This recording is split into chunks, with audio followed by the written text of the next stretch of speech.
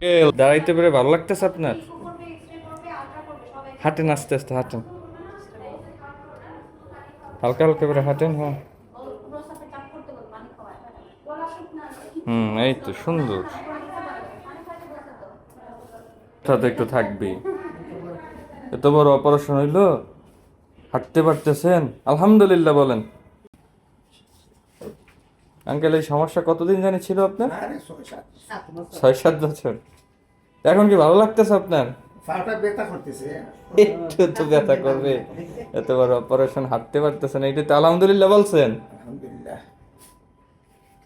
আর এদিকে আসা লাগবে না, বেশি হাঁটা লাগবে না, ওইদিকেই হাঁটেন।